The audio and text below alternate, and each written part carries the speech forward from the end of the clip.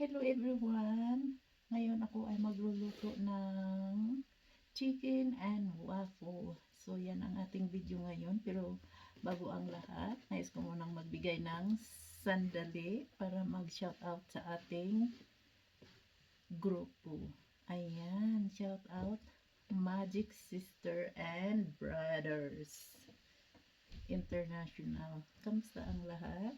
Ayan, medyo hindi na tayo nagkita-kita sa live, kaya magpapaano ako, magpaparamdam. Baka makalimutan nyo na ang aking pagkatao. Nagpapasalamat ako sa lahat ng mga nagpe-play ng aking video Saturday and Wednesday. Thank you so much. Ayan.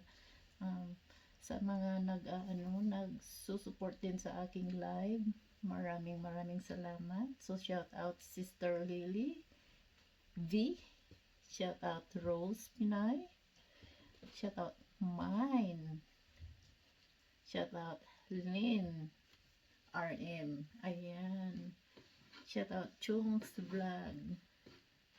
At hindi ko na isa shout out yung mga hindi regular, yung mga tao dito, mga walang channel. So maraming salamat sa lahat. So ayan, let's go cook dinner. Gagawa tayo ng waffle.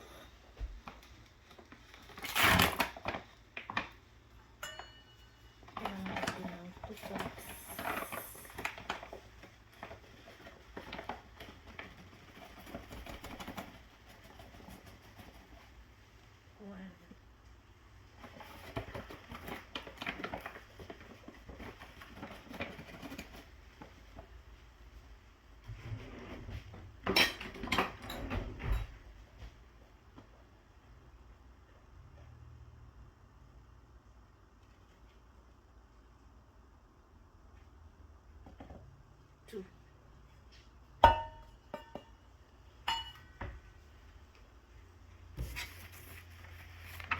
Lagyan natin ng 2 itlog.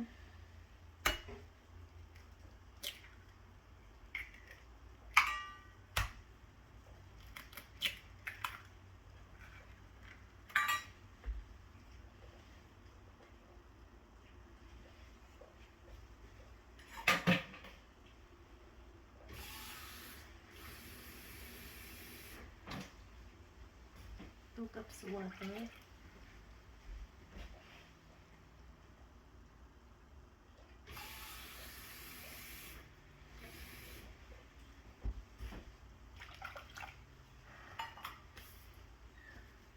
One half teaspoon vanilla.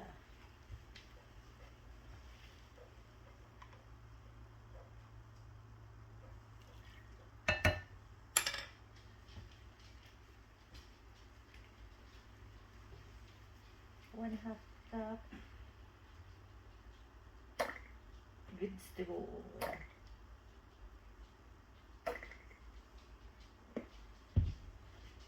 Vegetable.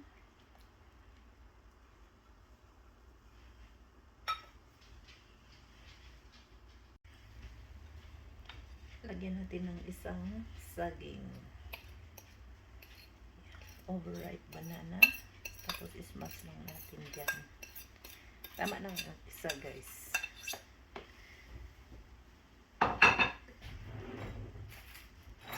Tapos mix lang natin ng mabuti dito. Gamitin natin yan.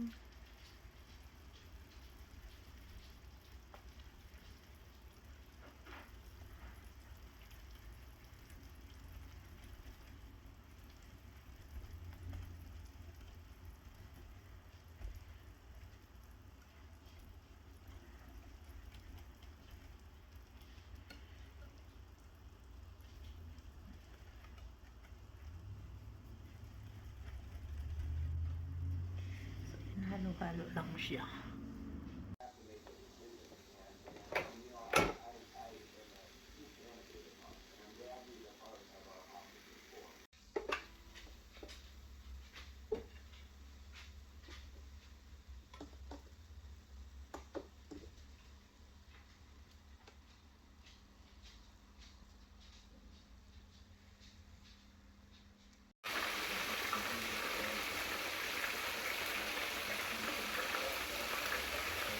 Luluto tayo ng chicken breast fried chicken.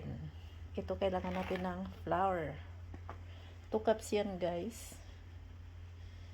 Tapos, meron tayo ditong black pepper, asin,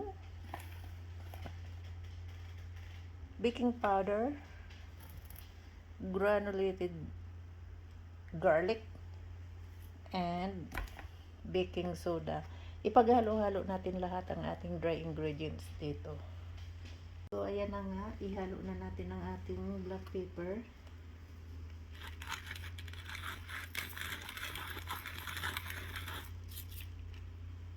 Lagyan natin ng asin.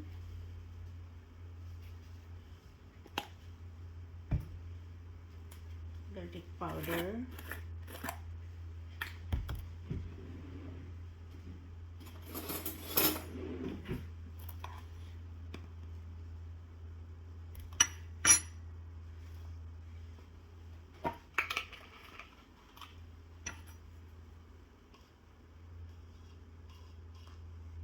Mga 1 teaspoon.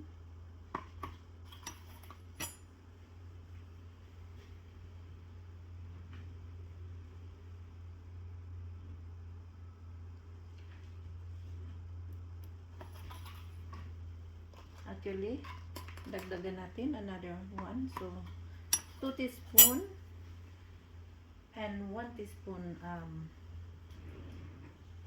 1 teaspoon lang ang soda.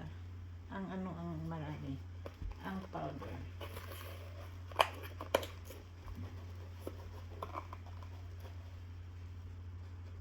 Oops. Ito ang ating soda. 1 teaspoon.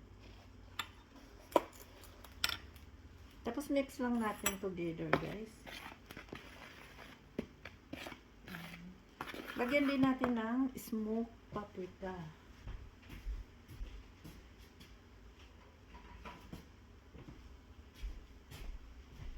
So, dito mayroon tayong smoked paprika.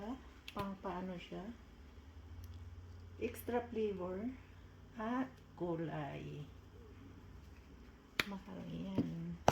Mahal ang smoked paprika. Mix natin. So, medyo na siya. Ayun, diba? Tapos, pag may natitira, guys, pwede natin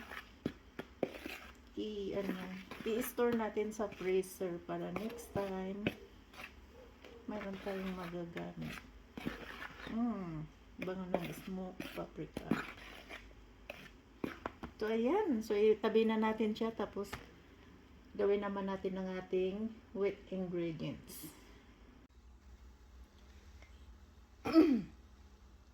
Ayan, nakamarinate na ang ating chicken.